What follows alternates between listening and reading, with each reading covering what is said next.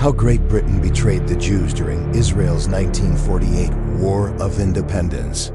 In the early 20th century, no empire stood taller than Great Britain.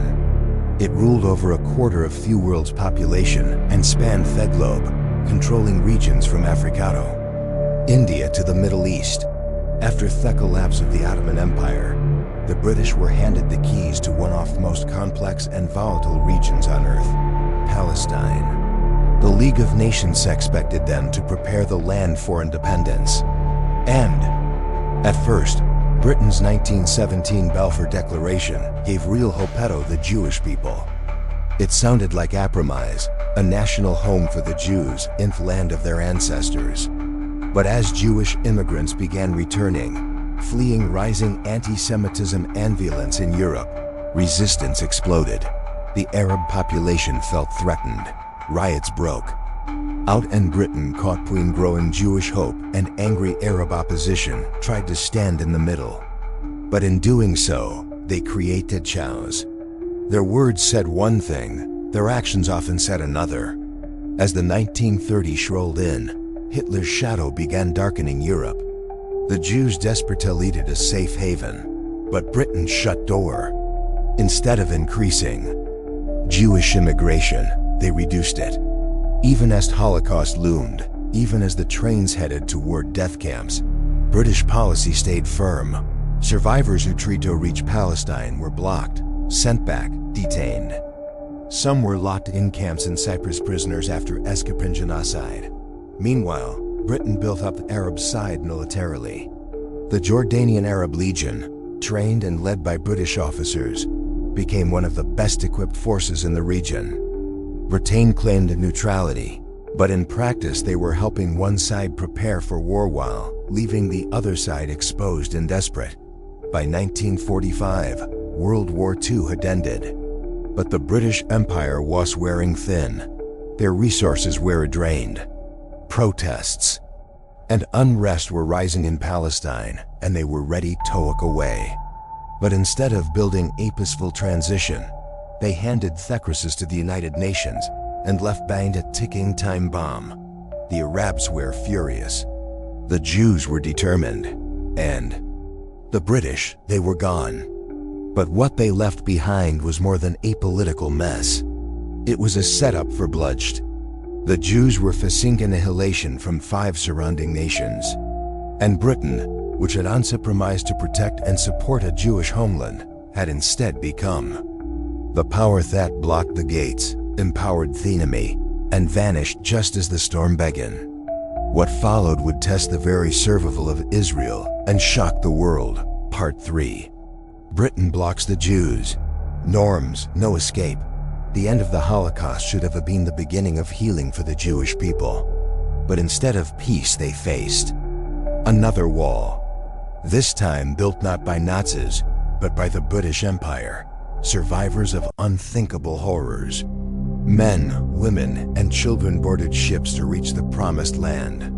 But British warships blocked them. These were not soldiers. They were the starving, the sick, the broken. They had numbers tattooed on their arms and scars no one could see. Yet Britain, enforcing its immigration limits, stopped them in the open sea. The most heartbreaking example was the Exodus 1947, a ship filled with over 4,500 Holocaust survivors. Britain didn't just stop it. They beat those on board and sent them back to Germany, back to the land of their trauma. It was unthinkable. And as war loomed in 1947 and 1948, things got worse. Jewish groups scrambled to arm themselves, knowing 5 Arab nations were preparing to invade. But Britain forced an arms embargo, choking off supplies. Arab states still found ways to bring in weapons. Britain turned a blind eye. Meanwhile, the Jews had to fight with leftover rifles, homemade grenades, and planes that looked like they belonged in a museum. It wasn't just uneven, it was almost suicidal. At the same time, British soldiers remained active in the region, especially in Jordan. The Arab Legion, led by British commanders like General Glow Pasha, was considered one of the strongest forces in the region. And they weren't just training, they were fighting. They captured parts of Jerusalem. They clashed with Jewish fighters, all while Britain claimed neutrality. So there stood Israel, just days away from declaring independence, surrounded by enemies, nearly unarmed and complete a lie alone. The same empire that had uncompromised to support a Jewish homeland had become the greatest obstacle in their path. Britain didn't just abandon the Jews, they blocked them, disarmed them, and empowered those who sought to destroy them. And yet, despite it all, something incredible was about to happen. The Jews would not run, they would not give up. With broken tools, limited men, and almost no outside support, they would rise and history will take a turn that no empire, nor me, and no government expected. Part 4. The War of Independence begins. Outnumbered, outgunned. May 14th, 1948. It was a date the world never expected. After nearly 2,000 years of exile, persecution, and wandering, the Jewish people stood up and declared the rebirth of their ancient homeland. In a simple building in Tel Aviv, David Ben-Gurion read the Declaration of Independence. He reminded the world that the land of Israel was the birthplace of the Jewish people. And just hours later, the United States became the first country to recognize the new state. For a brief moment, there was joy, but celebration quickly gave way to chaos. Because by the next morning, Israel was surrounded. 5 Arab nations launched a full-scale invasion. Egypt from the south, Syria and Lebanon from the north, Iraq and Jordan from the east. They had tanks, planes, trained soldiers, and foreign backing. Israel had barely anything. No tanks, almost no planes.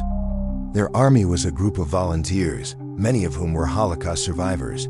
Some had never even fired a gun. The Israeli Air Force began with just 4 old planes held together by hope and spare parts. Military experts around the world said Israel wouldn't last a week. Some predicted a third genocide. But the Jewish people didn't wait for rescue. They fought with Alma-made weapons, secret supply lines, and borrowed uniforms. Street by street, village by village, they held their ground. Farmers became fighters. Mothers delivered supplies under fire. Refugees became warriors. Jewish volunteers from all over the world, America, South Africa, Canada came to help. Smuggled weapons from Europe trickled in piece by piece. Pilots flew ancient aircraft with no radios and barely enough fuel. One of the fiercest battles was for Jerusalem. Arab forces tried to choke the city off, hoping to starve it into surrender. Roads were blocked. Food and water wearing out. So the Jews did the impossible. They carved a rough path through rocky hills by hand and under fire. It was nicknamed the Burma Road of Israel. Through this lifeline, trucks brought supplies to the besieged people of Jerusalem. It saved the city, and it showed the world that Israel would not go down without a fight. For over 8 months, the war raged. Entire neighborhoods were bombed. Families lost homes. Thousands of lives were lost. But Israel didn't fall. In fact, something miraculous happened. The Jewish state began to win, not with numbers, not with better weapons, but with heart, determination, and maybe divine protection. And what of Great Britain, the empire that once controlled it all? They watched from afar, their power gone, their influence fading. A once great kingdom now slowly crumbling into history. The empire that betrayed Israel was losing its own place in the world. Coincidence? Or was this part of something far greater than politics? Something written long ago in prophecy. Part 5. The aftermath. The empire that collapsed when the dust settled in 1949. Israel had not only served, it had stunned the world. Despite being attacked by 5 powerful Arab armies, despite having almost no weapons, no tanks, and no formal military, the Jewish state stood its ground. Over 6,000 lives were lost. An enormous cost for a nation of just over 600,000 people. But the dream of a homeland had been defended. Israel no had borders. It had a flag. It had a voice among nations. For the first time in centuries, the Jewish people had returned to the land promised to them. But while Israel rose from the ashes of exile, another power, the one that hadn't ruled over them, began to fade into history: the British Empire. After World War II, Britain still held an impressive amount of territory around the world. But within just a few years of Israel's rebirth, it all began to unravel. India and Pakistan broke away in 1947. Countries across Africa soon followed. Kenya, Nigeria, Ghana, even dominions like Canada and Australia, once seen as permanent parts of the British world, started charting their own course. What had been the largest empire in history, the one that boasted it was so vast the sun never set on its lands, was now shrinking rapidly. By the 1970s, that empire was no more. Its global control had vanished. Most historians blame economic strain, war fatigue, and rising independence movements for this collapse. But for believers, there's another layer. Britain had a chance to bless the Jewish people. It had promised them a homeland with the BALF for declaration that it had power, influence, and the ability to protect a people fleeing genocide. But instead, it blocked Jewish immigration. It detained Holocaust survivors. It armed the Arabs and left Jews with nothing. It turned its back at the most critical moment. And right after its empire, the pride of British history crumbled. The contrast is powerful. One nation rose from nothing and became stronger with each passing year. The other lost nearly everything. Today, Israel leads in medicine, technology, defense, and agriculture. Britain still exists, of course, but as a fraction of its former self. The spiritual message is mystical. When you curse Israel, you didn't just fight a country, you challenge a covenant. And when you bless Israel, you align yourself with the God who keeps his promises. Part 6, Israel survives and thrives. What happened after 1948 wasn't just survival, it was a miracle in motion. Israel didn't have time to celebrate its independence. It had to rebuild from almost nothing.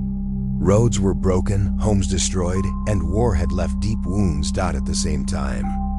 Thousands of new immigrants were arriving. Many were Holocaust survivors, arriving with no belongings, and often no family left. Others came from Arab countries fleeing persecution and violence. Israel took them in, all of them. The task ahead looked impossible, but they had something powerful on their side. Hope, determination, and a promise from God that they believed was still alive. The early years were harsh. Food was rationed. Families lived in tents. Bomb shelters were common. But Israel didn't fall apart. It pulled itself together. The desert began to bloom thanks to new ways of farming like drip irrigation. Entire towns were built from scratch. Hebrew, once mostly a language of prayer, became the national language again. Spoken in the streets, taught in schools, used in science, media, and daily life. It was as if some ancient had been awakened. By the 1960s and 70s, Israel's military had grown strong. It shocked the world during the Six-Day War and the Yom Kippur War, defeating armies much larger and better equipped. Intelligence units like Mossad became world-renowned. But Israel's success wasn't just in war, it was in life. In medicine, Israel pioneered treatments in emergency care and developed life-saving technology. In agriculture, they helped poor countries learn how to grow food in harsh climates. In tech, Israel became a global leader with companies building innovations used in phones, computers, hospitals, and defense systems around the world. And yet, the threats never stopped. Rockets from Gaza, hostile rhetoric from Iran, political pressure from international bodies, boycotts, unresolutions. But somehow Israel kept rising, kept building, kept thriving. Every attack seemed to make it stronger. Every challenge pushed it to grow. Many people can't explain it. They see a country surrounded by enemies, yet still pushing forward. A nation born out of tragedy, yet full of life. Some say it's strategy, others say it's luck. But if you look closely, it feels like something more. Like the God who made a promise to Abraham thousands of years ago never left. Like he still watches over Israel, still protects, still blesses. Because in a world where empires fall and power fades, Israel remains a living sign of a promise that time could not erase. Part 7. Coincidence or consequence? So now the question must be asked. Was this just coincidence, or was it something more? History is full of rising and falling empires. That part is normal. But what's not normal is the strange pattern that keeps repeating, always around the same people. Egypt enslaved the Israelites and drowned in sea. Assyria destroyed the northern tribes and disappeared. Babylon burned the temple and vanished. Rome crushed Jerusalem and collapsed from within. Nazi Germany tried to wipe the Jews off face of the earth, then burned in its own fire. And Great Britain, it turned its back on the Jewish people in their darkest hour, and its mighty empire faded into memory. It's a pattern that's hard to ignore. Each of these powers rose up against Israel, and each of them lost something they never got back. Is that really just a coincidence? Or is it the fulfillment of a divine promise spoken thousands of years ago? In Genesis 12:3, God didn't whisper. He declared, "I will bless those who bless you, and whoever curses you, I will curse." That wasn't a soft warning. It was a divine law, a spiritual principle that history has never been able to raise. Zechariah 2:8 says, "Whoever touches Israel touches the apple of his eye." Psalm 121 reminds us that the one who watches over Israel does not sleep. These aren't just ancient poetic lines. They're still active, still alive. And over again, history seems to prove it. Nations that lifted their hands against Israel lost power, lost peace, and sometimes lost their place in the world altogether. And yet, Israel, a nation surrounded by enemies, still grows, still invents, still survives. Israel isn't perfect. No country is, viewed as living proof that God keeps his word. No other people group in history has lost its homeland for nearly 2,000 years, then returned to it, revived its language, and built a thriving country, all while under constant threat. If that doesn't make the world pause and look up, what will? So here's the real lesson. Don't stand against what God is doing. Don't ignore his promises. Don't treat prophecy like fiction. The survival of Israel isn't just about politics. It's about prophecy, the fall of empires that tried to stop it. That might not be random at all. That might be judgment. That might be divine justice. And maybe, just maybe, we're not just reading about history. We're witnessing a living testimony of God's faithfulness in real time.